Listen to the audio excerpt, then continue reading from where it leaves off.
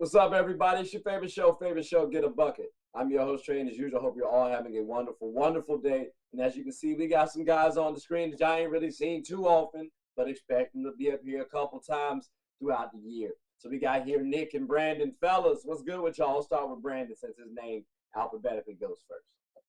What's up, Brody? How you doing, bro? Pretty good, man. You seem a little tired. Look like you've been working out a little bit. I don't know.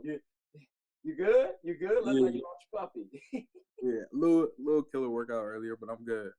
Okay, Good all to go. right, I got you. Keep training, my boy. Maybe you'll get better than me sometime at some point. We'll see how it shakes. Nick, how's everything with you?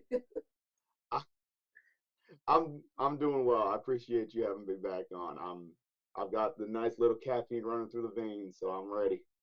All right. I mean, hey, I told you we were gonna come on the show again because, hey, fun fact, he had a lot of stats to throw around.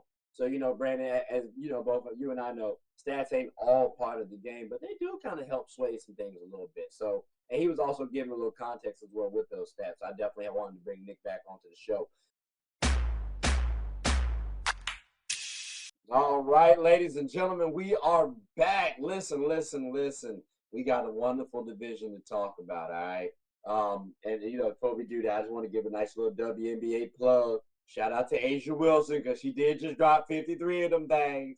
You know what I mean? Like 16 out of 21 ain't bad. But 20 out of 21 free throws, Asia, you gotta stop acting stupid out there on the floor. Like, that's crazy. We got that hey, congratulations to you. Now I gotta get your jersey. Like, that's just wild. I'm mad I didn't do it with your jersey. I'm pissed now. That's crazy. But at least I'm giving you flowers on getting a bucket while wearing DT's jersey. At least she got a bucket. So I'm paying homage to you both. But back on track, fellas, and we gotta talk about the Southwest Division. I'm just gonna run down a couple teams here, a couple questions, see what shakes for y'all. So Brandon, let's start it off proper with the Grizzlies. Now they did lose a couple players, Ja Morant to one, but then also Dylan Brooks. I feel like people kind of sleep on this. Like, yeah, he poked the bear with my Lakers and Braun. All right, cool, I hear you. Yeah, he might have almost gotten his ass whooped by Uncle Shay Shay. Like, that could have popped off. But like, will the Grizzlies actually miss Dylan Brooks? Because no matter whether you're looking at ESPN.com, Sports Reference, this brother was still 6'5" to 6'7", maybe 6'6" to 6'7", and was a scrappy small forward who gave you about 13 and like 5 and 2, something like that. Like, what's your thoughts on Dylan Brooks? Matter of fact, while you're talking, I'll pull up the stats. I think the Grizzlies actually upgraded from Dylan Brooks. They got Marcus Smart, so I feel like they replaced him with a better option. I personally would prefer Marcus Smart over Dylan Brooks. So I mean, no, I don't think they're really going to miss him. I feel like he just kind of drew a lot of attention based on the things he would say and do. However, I feel like Marcus Smart is an upgrade from Dylan Brooks, and I feel like they'll be all right. Okay, I mean, because Dylan, like, they both around the same age, but like the thing is though, Dylan do got a little extra height. So when I just hear me out. John Morant, Desmond Bain, Marcus Smart. Does that defense does that guard lineup sound better for you, really? Because we saw issues with Marcus Smart on the Celtics. And mind you, that's with more scoring minded, like from the outside perimeter play, these more efficient minded players. Now you give him John Morant, who's not the best 3-point shooter. He's developing, but not the best. Desmond Bain, cool. I like Desmond Bain. Like, y'all think Marcus Smart at 6'3" is gonna fit well with those two? Desmond Bain about 6'5", John Morant about 6'3". Like, again, Dylan Brooks about 6'7". Like, and when you look at what Dylan brought, like, he at least brought you 14, 3, 3, and was scrappy on the defensive end. Like, Nick, you siding with Brandon on they not gonna miss Dylan Brooks, or you siding with me on they gonna miss Dylan Brooks? So I think short term, especially with the John Morant suspension, they might miss Dylan Brooks Mm-hmm. only because Dylan Brooks has this quality of being a fearless shooter, which can really help when offenses are struggling. Um, I, you know, and yeah, his efficiency is not great. Mhm. You don't want him taking a lot of shots, like 20 shots a game in the playoffs. But I think they might miss him in the regular season. Long term, listen, Marcus Smart was former Defensive Player of the Year, man. Like he's a great defender too. The only thing he's going to struggle with maybe is going up against those really tall forwards like KD and guys like that. But But that's what you got to I go think up against. but yeah, for sure, absolutely. And but I think also maybe the Grizzlies have an answer for that. I don't really have the roster pulled up right now, but at the end of the day, I think we've sort of even I'll make myself guilty of this as well. We've hated on Dylan Brooks maybe a little too far. We've gone a little too far with the Dylan Brooks sort of like we act like he's. I thought, for example, Brandon was going to say they're not going to miss him. They got better by just letting him leave, which I thought that's where he was going because that's where the narrative around him has gone over the past few months. But Dylan Brooks is a solid defender.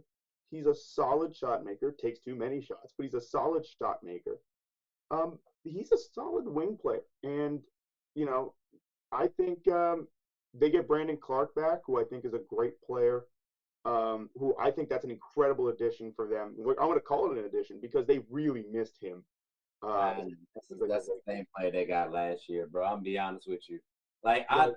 like it's tough. It's tough to really say that Brandon Clark is like Larry Nance Jr. on steroids. he's He what? does everything. He's like Larry Nance Jr. on steroids. He does everything, all the dirty work. He gets all these easy cut buckets. Mm, He's such a great player to have on the court. I, this Grizzlies team, I think they're going to be fine without Dylan Brooks, but they might suffer while John Morant's on suspension. okay, so Brandon, are you comfortable then with the Grizzlies without Dylan Brooks now? Like how comfortable are you with the Grizzlies making the playoffs? Like, would you put some hard-earned money on that? Yeah, I feel like they gave I wouldn't say the Lakers a run for their money, but they gave the Lakers something, right? And I feel like just Marcus Smart replacing Dylan Brooks. Now I feel like it kind of just makes it a little bit more competitive. I do agree with Nick, however, as far as just I feel like they will miss Dylan Brooks during the time that John Morant is absent. I do feel like at the same time, you got Marcus Smart for a reason. You let Dylan Brooks go for a reason. So you upgrade it when it's all said and done. So Okay. I always it's funny because like we talk about how we let Dylan Brooks go for a reason, but we don't think about the Celtics let Marcus Smart go for a reason. That's all I'm saying. That's all I'm saying. Maybe they was happy to let that brother go. well, it was a trade. It wasn't it a treat? Yeah, they got Kristaps Porzingis. Yeah. So I don't necessarily think they let Marcus Smart go for a reason, but I feel like they had to give up a piece to upgrade the position that they needed the most, and that was I feel like the big man position. So That's fair. That's fair. I just know like both of them sounded, I guess, like expendable. Which, if you also look at both of their like roles on the team, they both seemed like the soul of the team. Like they were the energetic piece, the vocal piece, that scrappy piece, if you will. So like, it's just, yeah, I think moral of the story there sounds like those energizer guys, those soul guys, if you will, they kind of being a little devalued. Although they did get a little bit of bread, like Dylan Brooks did make out nicely for the Rockets. 4 years, 80 mil. That ain't bad loot. That's not bad loot at all. But all right. So Dylan, you'll be missed, but not long term. Not long term. That's what I'm hearing a little bit. All right, that's cool. Well, at least on the Rockets side, um, you are over there, and let's see how you career takes off. But while we are on the Rockets, um, Nick, I'm curious what your thoughts are. This team is red, right? And their shooting guards a little bouncy, like your man Zach LaVine and the Bulls. But Jalen Green, what's his all-star possibility? Because actually, I want to say I pulled up his numbers one time before, and they were quite comparable to Devin Booker's, if I'm not mistaken.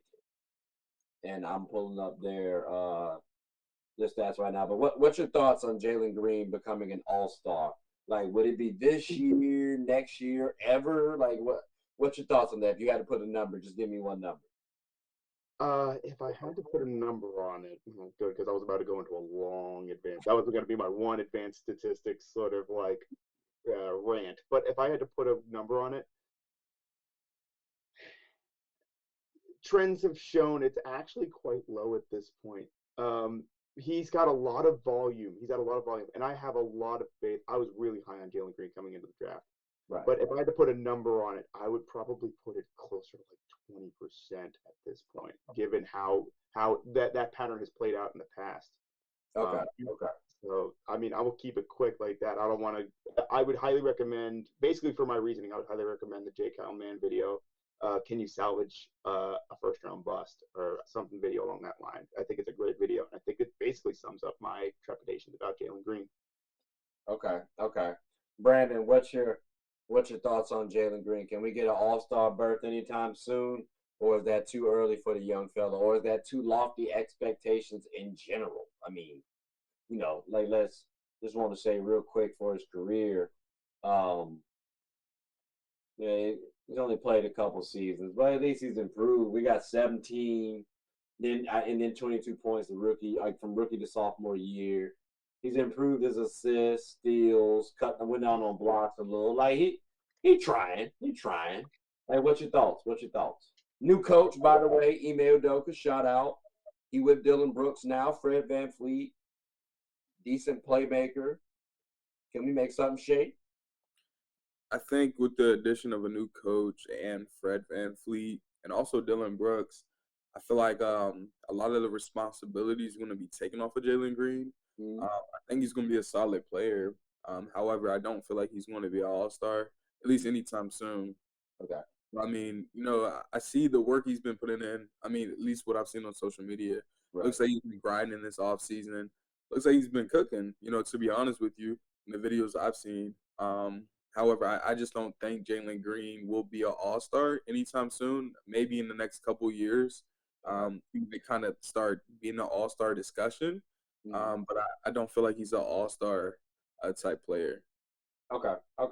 I mean, when we look at, again, like I said, I said he had comparable stats to Devin Booker, and I mean, when we pull up D Book stats, we got here 13 or 14 the first season, and then 22 the second. And again, when I pulled up Jalen Green's, I mean, it was 17 and then 22. So it's kind of comparable stats. You know what I'm saying? Like take a nice go from one number, go from like either 13 to 17 to 22 that second year. And I think D Book brought out 25, 4 or 5 and 5 essentially. Good numbers, but at least in today's NBA, you need to have a little bit more. So I do agree with you guys. I don't think All-Star berth this upcoming season, but I'm not going to be surprised if Jalen Green's name starts getting thrown in the hat a little bit.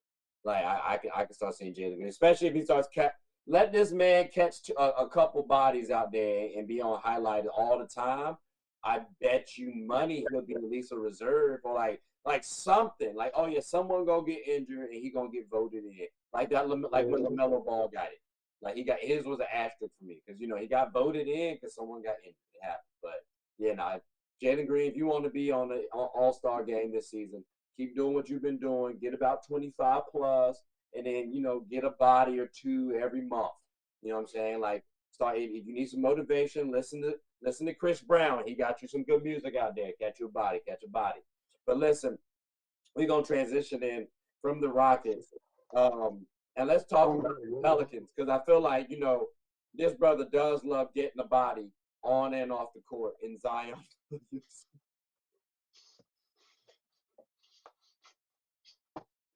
And so and we got B.I. Now, like, we've talked about, duos, right? Like, I got to give respect to Jokic and Murray when I'm listing off duos first. But Jaylen Brown, Jason Tatum, Braun and AD, right? Where is Zion and BA rank in terms of an NBA duo? If we're talking about a healthy NBA duo. Brandon, let's start it off with you. Zion and Brandon Ingram? Yeah, BI. My guy. You know what I'm saying? Um, Healthy. Both healthy. That's interesting because I guess the real question is how often have we seen them together healthy, right? I haven't seen.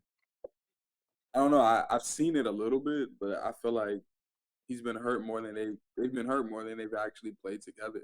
So I could say, it would be great if both of them, were healthy and were on the same page and stuff like that. However, how often have we seen that? So, I guess the question is, will we see it a lot, or I don't know. So I know they're both talented players, both very good players. So I mean, hopefully they stay healthy enough for us to actually see them play for quite some time. But I feel like it'd be a pretty good combination. I wouldn't say top 5 in the league. I wouldn't say top 7 in the league, honestly. Um, but hopefully we see something this season. Okay, okay. I mean, I would like to say, together Zion and Brandon, when they played 93 games, and that record is a whopping 46-47. So I mean, it's under 500. There could be a multitude of reasons why that number is the way it is, though. Too. So I wouldn't look too much at that. But yeah, no, I agree with you. We have not seen it as much as you'd like, and just off that number, sounds a little interesting. But top 5, I actually would say they could make, because this man here, Zion, is quite dominating, and Bi people have been sleeping on for years. But I mean, I don't want to give my 2 cents too much. Nick, what's your thoughts on this situation? Do you feel like what Brandon's right? They're not like top 7 in terms of NBA duos, or do you kind of agree with me more so like, hey, if healthy, these brothers can make top 5, like top 5 NBA duo? If healthy does a lot of work in this case, as I think we all can agree. A healthy Zion is a myth, just like Sasquatch or Atlantis at this So point. crazy. And like it's when he's healthy, Zion is like the easiest 27 points per game I've seen in a while. Yeah, Like you're like there's no way he can score 27 points per game. He's got like 2 moves, and then you look at the box score, it's like 30 points. It's like how Brandon Ingram is has literally become what we thought he was going to be coming out of the draft, like a diet Kevin Durant. Um, and combine those two, I mean, offensively, we're talking, yeah, absolutely top 5 duo. Defensively, I think they don't hurt their stock too much on that end. But it if healthy does so much work. It does so much work. I think my grade for them would be incomplete because, like you said, oh, of course, it's how many seasons they've played. How many seasons they've had been on the roster. They've played how many games again together? Did 93. you say 93? 93. I mean, I not got nothing to bad. go on there. That's more than a full season. That you know what Yeah, I'm but saying? that's over the course of 11 more multiple games playing a full rosters. season. They played 12 games together last year, and they were 7-5. They played Yeah, about something like 60 games or something the year before, or 2 years ago.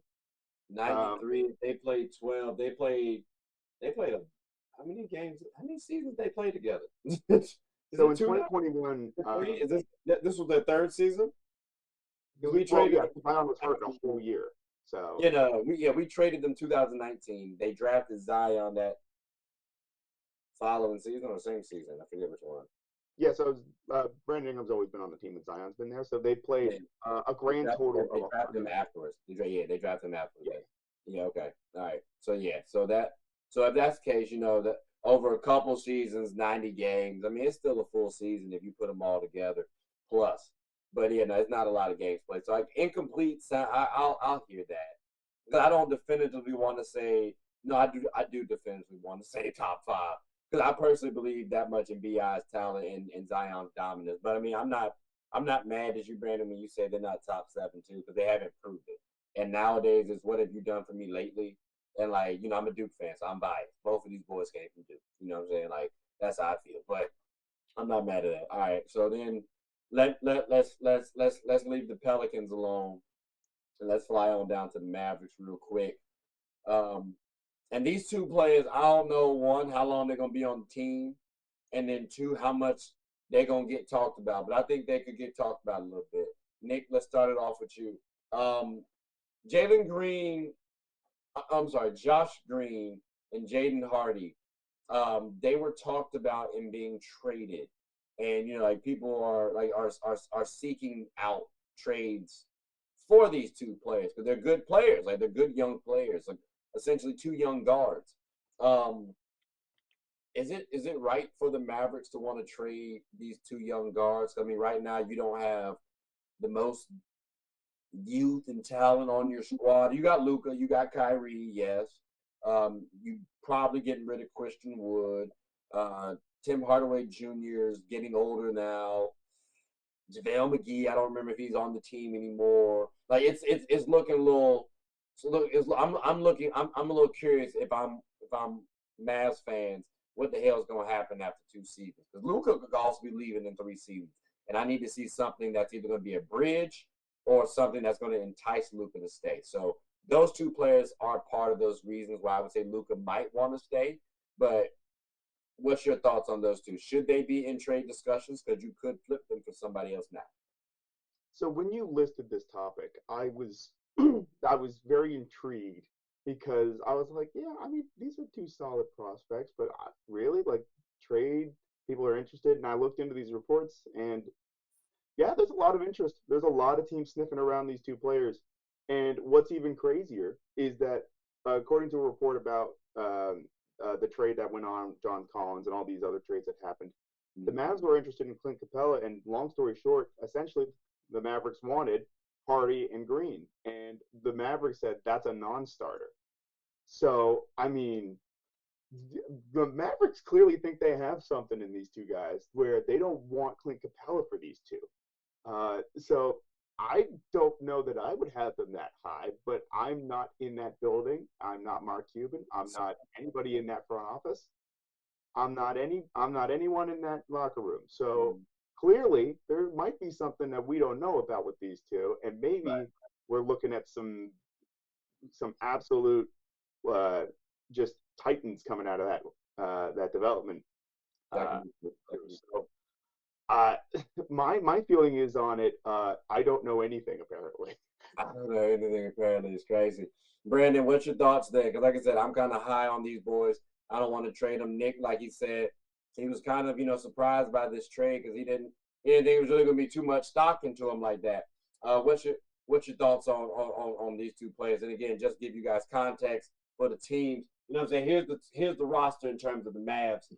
Tim Hardaway Jr., Jaden Hardy, Kyrie Irving, Dante Exum, and the boys. Seth Curry, pretty cool. Like they have good players on there, but I just think Josh Green and Jaden Hardy are two young studs on this team. 6'4", 6'5", respectively. Could be a future 1-2 combo. Could also pair well with someone like Luka. I mean, what's your thoughts on that, Brandon? Yeah, I think they're like you said. I do think they're two young studs as well, bro. I personally wouldn't trade them just because you have Kyrie Irving. You never know what's gonna happen with Kyrie, right? And I feel like those are two just solid people that you should keep on your roster. Always keep them as trade bait as well. So Yeah, they're not really worth giving away. I feel like you can get more for them if you need to when that time comes. But right now, I feel like they could definitely produce. Throw them in the lineup, throw them on the court. I feel like they'll definitely make something happen. So I would keep them on my roster. yeah. I would. Would you rather start one, like for example, because Josh Green runs the two. So would you rather start Josh Green, or would you rather try to bring him off the bench with Jaden Hardy and let them get that cohesion, knowing that I want to use them for the future, just out of curiosity? I think right now I wouldn't start either one of them. Just off of uh, could you put a lineup Yeah, up? yeah, I got you. I know. Last year, I want to say Josh definitely did start. Let me pull up last year's season. Did he start every game? Let me see. Josh Green started 21 out of 60. Right. Yeah, so I mean it's not bad. Yeah. So, what the starting lineup last year was what? Irving, Luca, Finney Smith, Reggie Bullock. I think they got rid of Finney. I think it was Dinwiddie. No, no, no, no. Yeah, no. What the hell did they get rid of?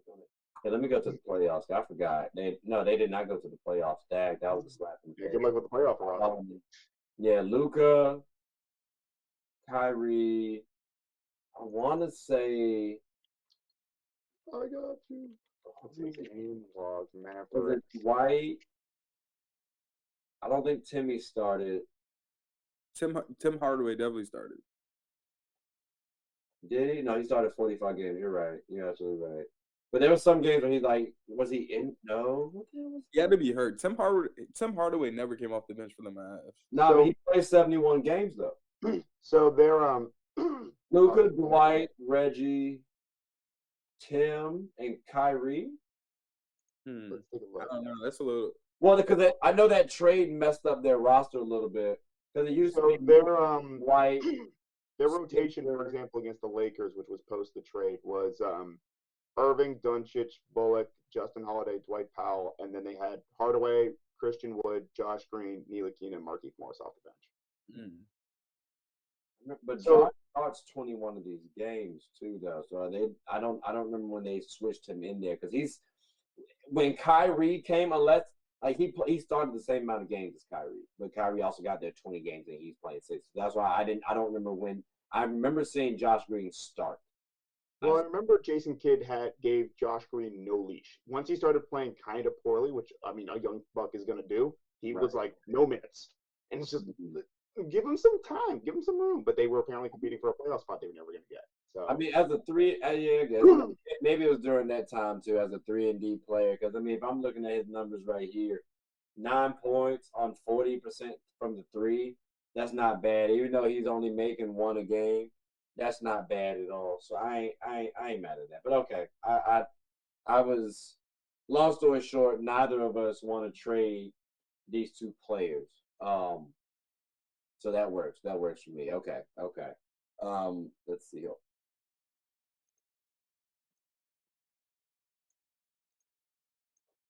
yeah, I mean Josh Green's been getting better every year. So. I'm just Brandon. Brandon, you back?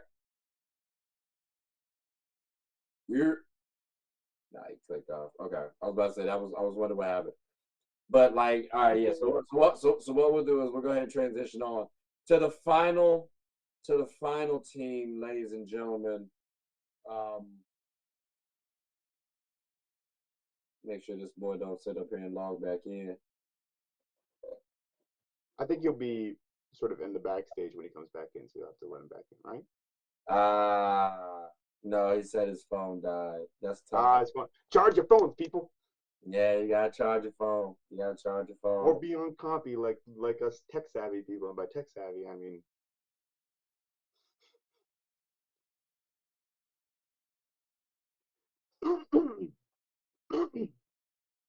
that's all right. I can just wax poetic about Wemby for 20 minutes. It's fine.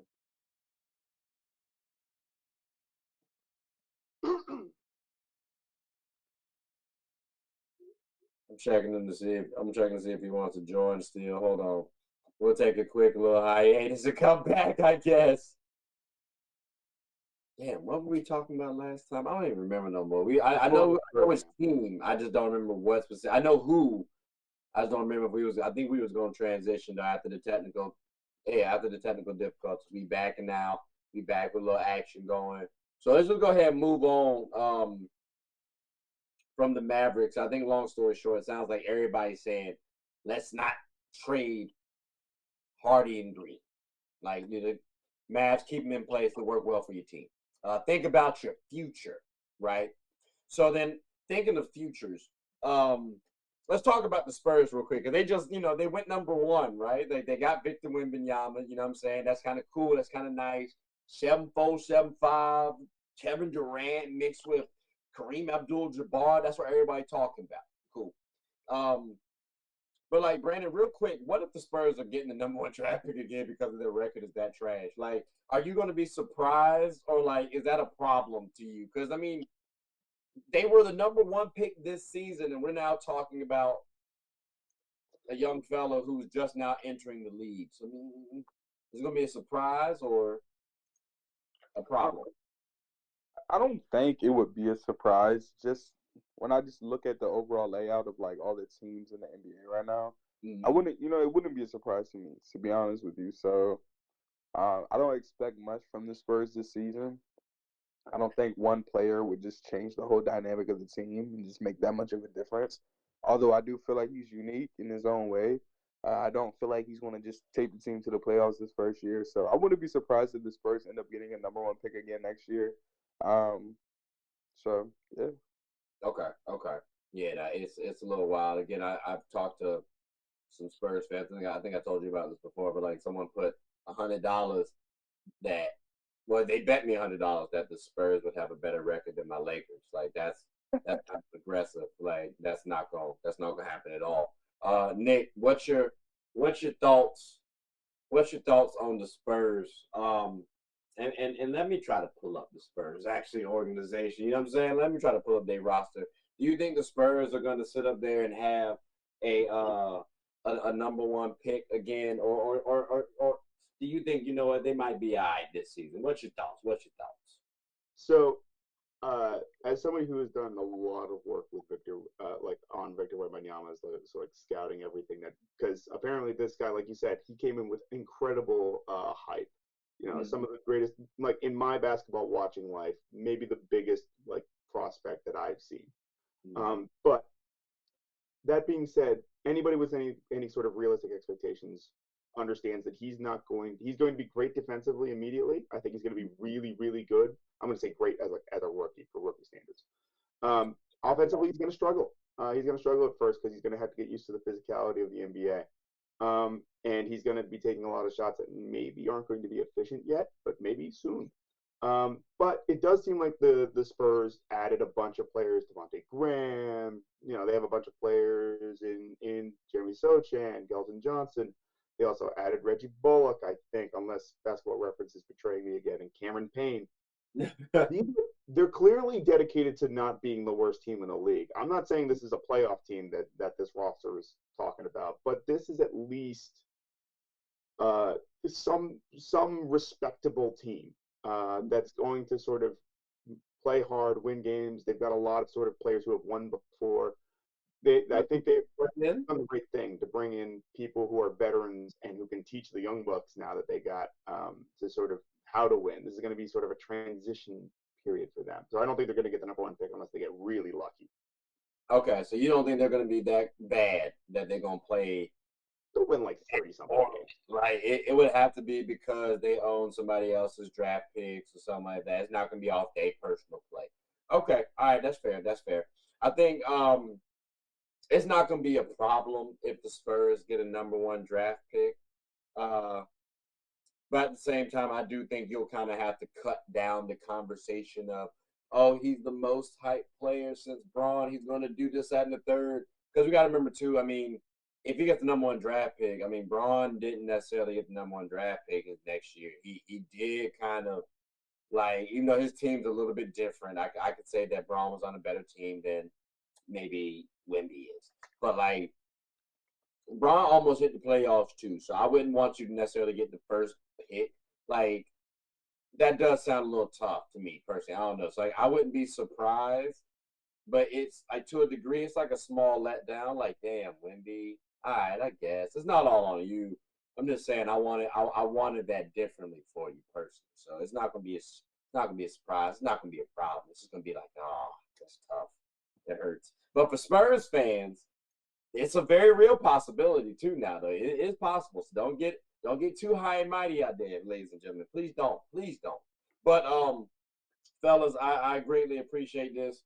It's went a little bit longer than I thought it was gonna be, but definitely had some good conversation. So ladies and gentlemen, like I said, I will definitely have y'all see Brandon and Nick again. I don't know the next one I'm gonna ask them though, because I want people to keep coming back onto the show. So you can't keep utilizing your people's plugs like that. But fellas, before we close up shop, do y'all have anything you want to say? See, he always want to be leaving every single time. I get you, Brandon. I get you. You don't His have phone's running out of battery now. Not playing. Not playing. Now, Nick, you got anything you want to say before we close up shop? Appreciate you having me back, and this was fun. Unfortunately, I kind of feel the last 2 times I've been on here, it's run a little long, so I kind of feel personally responsible. But next time I'll try to keep it short and sweet as much as I can. But I appreciate you having me on. No, I appreciate the combo. Like it's always gonna be content to edit and post out there, so I appreciate this. Brandon, what you got to say for us, boy, before we close up shop?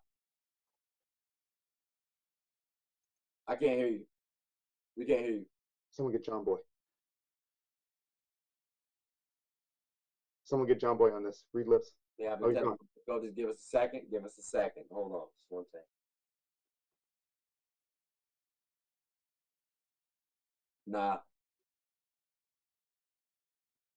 Nah, hold on. Write up signs. Just write it on paper. Just hold it up.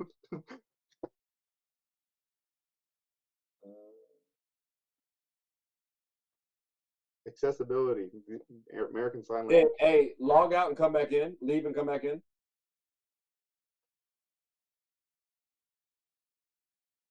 Yeah, there we go. Let's see what happens. Let's see what he's back. We're good. All right, what you want to say before we close up shop? Nah, I appreciate you having me on here, Trey. I appreciate being on here again, and I look forward to the next time. Oh, definitely. Like I said, I apologize for it going a little long. We'll try to keep it shorter next time. Most definitely. But fellas, I'll see y'all again at some point in time this week, I'm sure, or at least sometime in the month or whatever. We gonna hoop at some point in time. But people, hope you all like this video. You know, like, subscribe, comment, tell anyone about the show. My name is Trey. I'm the host of Get a Bucket. Hope you all have a good one. Take care.